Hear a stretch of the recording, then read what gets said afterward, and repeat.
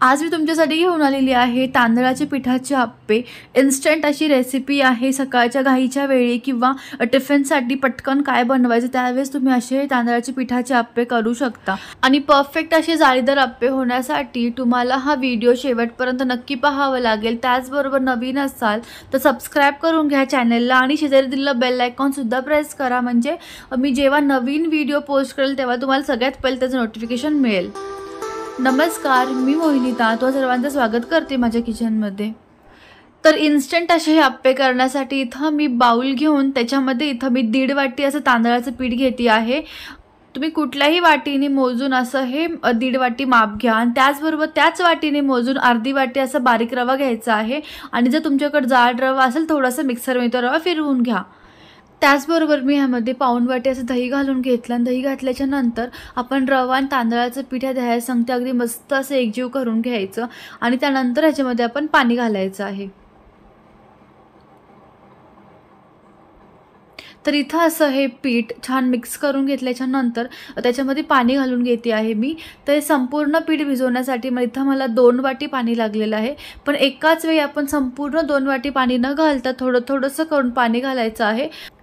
आणि ज्याप्रमाणे आपलं इडली डोशाचं बॅटर असतं किंवा इडली डोशांचं पीठ असतं त्याप्रमाणे आपण हे पीठ किंवा त्या कन्सिस्टन्सीवरती हे पीठ आपण भिजवून घ्यायचं आहे। तुम्ही इथे व्हिडिओमध्ये बघू शकता त्या कन्सिस्टन्सीचं पीठ आपण भिजवून घ्यायचं आहे। अगदी परफेक्ट अशी ही कन्सिस्टन्सी आहे। यापेक्षा पातळ करू नका, नाही तर आप्पे चांगले बनणार नाहीत। त्यानंतर मी याच्यामध्ये घालून घेते आहे अर्धी वाटी बारीक चिरून घेतलेली कोथिंबीर। त्याचबरोबर एक छोटासा गाजर इथं मी किसून घेतलेला आहे आणि एक मीडियम साईजचा कांदा अगदी छान बारीक चिरून घ्यायचा। तुम्ही तुमच्या आवडीनुसार भाज्या याच्यामध्ये घाला, जसं की तुम्ही याच्यामध्ये ढोबळी मिरची घालू शकता। आणि आता परत एकदा आपण हे छान असं एकजीव करून घेऊ, जेणेकरून छान ते भाज्या एकत्र होतील ह्याच्यामध्ये। तुम्ही हवं तर ह्यात स्वीट कॉर्न घालू शकता। आणि असं हे बॅटर आपलं इथं तयार झालेलं आहे। आता ह्याच्यामध्ये एक मी फोडणी घालणार आहे। फोडणीमुळे आप्प्यांना खूप एक वेगळी टेस्ट येते, खूप छान असे आप्पे चवीला लागतात। तर फोडणी करण्यासाठी इथं मी गॅसवरती असं फोडणी पात्र ठेवून घेतलं आणि त्याच्यामध्ये आता आपण 2 ते 3 चमचे असं तेल गरम करून घ्यायचं आहे। तेल इथं चांगलं गरम झाल्याच्या नंतर ह्यामध्ये पाव चमचा अशी उडदाची डाळ घालून घेतलेली आहे। त्याचबरोबर पाव चमचा मोहरी घालून घ्यायची। त्याचबरोबर मी यामध्ये घालती आहे 2 ते 3 एकदम बारीक असं चिरून घेतलेल्या हिरव्या मिरच्या, थोडासा कढीपत्ता घालायचा आहे। इथं मी कढीपत्ता अगदी छान असा बारीक चिरून घेतलेला आहे। थोडासा यामध्ये हिंग घालून घ्यायचा। हिंगामुळे फ्लेवर पण छान येतो आणि पचायला सुद्धा हलके होतात हे आप्पे। आता ही बनवून घेतलेली फोडणी आपण ह्या मिश्रणावरती घालून घ्यायची। त्यानंतर यामध्ये चवीनुसार असं मीठ घालून घ्यायचं। इथं मी साधारण एक छोटा पोह्यांचा चमचा असं मीठ घातलेलं आहे।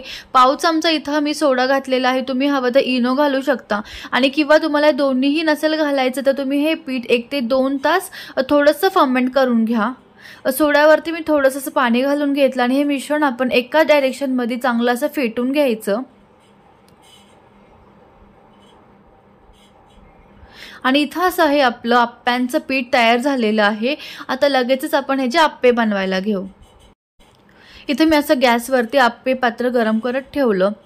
त्यानंतर ह्याच्यामध्ये आपण तेल घालून घ्यायचं आणि थोडंसं ब्रशनी किंवा चमच्याने हे तेल आपण छान असं पसरून घ्यायचं आहे, जेणेकरून आपले आप्पे बिलकुलही ह्या आप्पे पात्राला चिकटणार नाहीत।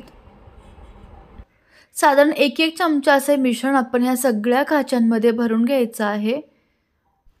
आणि या खाच्यांमध्ये असं हे आप्प्यांचं सारण भरताना शक्यतो सुरुवाती साईडनी करा, कारण का मधल्या खाच्यांना खूप जास्त प्रमाणात आच लागते, ते पटकन शिजले जातात। म्हणून शक्यतो असे साईडचे पहिले भरून घ्यायचे, मग मधले हे खाचे असे आपण भरून घ्यायचे आहेत। आणि गॅसची फ्लेम इथं मीडियम ते लो ठेवत आपण हे चांगले आप्पे अगदी छान असे भाजून घ्यायचे आहेत। गॅसची फ्लेम इथं मीडियम ठेवत एका बाजूने आपण आप्पे 5 ते 7 मिनिटांसाठी असे भाजून घ्यायचे। 5 मिनिटं झाल्याच्या नंतर इथं आपण बघू शकतो की जो वरचा भाग थोडा सुकलेला आहे किंवा छान ते मिश्रण ड्राय झालेलं आहे। आणि आता आपण सुरी किंवा चमच्याने असे आप्पे उलटून घ्यायचे। अगदी सहज हे आप्पे असे निघून येत आहेत। रंग सुद्धा खूप छान असा आलेला आहे आप्प्यांना। आणि अगदी त्याच प्रकारे आपण ह्या वरच्या बाजूनी सुद्धा हे आप्पे अशाच प्रकारे छान खरपूस असे भाजून घ्यायचे। वरून थोडंसं तेल सोडून घ्यायचं। तुम्ही इथं तेलाच्या ऐवजी तूप वापरू शकता किंवा बटरसुद्धा वापरू शकता। इथं सगळे असे आप्पे उलटून घेतल्याच्या नंतर मी यावरती थोडंसं असं तेल सोडून घेतलं, म्हणजे अगदी छान खरपूस असे आप्पे भाजले जातील। आणि परत 5-1 मिनिटं झाकण ठेवून आपण दुसऱ्या बाजूने सुद्धा असेच आप्पे हे भाजून घ्यायचे आहेत। तर तुम्ही ते बघू शकता की दुसऱ्या बाजूने सुद्धा हे आप्पे अगदी छान मी खरपूस असे भाजून घेतलेले आहे। तर असे तयार करून घेतलेले आप्पे आपण प्लेटमध्ये काढून घ्यायचे आणि अगदी ह्याच प्रकारे आपण बाकीचे आप्पे सुद्धा बनवून घ्यायचे आहेत। तर इथं असे आपले हे आप्पे तयार झालेले आहेत। अगदी झटपट ही रेसिपी तयार होते, मस्त जाळीदार हे आप्पे झाले, त्याचबरोबर चवीला सुद्धा खूप मस्त लागतात हे आप्पे। त्याचबरोबर इथं मी हिरवी चटणी केलेली आहे। या चटणीची रेसिपी मी ऑलरेडी चॅनलवरती अपलोड केलेली आहे, त्याची लिंक मी तुम्हाला डिस्क्रिप्शन बॉक्समध्ये दिलेली आहे। तुम्हाला आजचा हा व्हिडिओ आवडला असेल तर रेसिपीला लाईक करायला विसरू नका। मला कमेंट करून सांगा की तुम्ही रेसिपी ही ट्राय केल्याच्या नंतर कशी झाली ती। सबस्क्राईब देखील करून घ्या नवीन असाल तर। पुन्हा भेटूयात आणखीन एका नवीन रेसिपीसह। थँक्यू।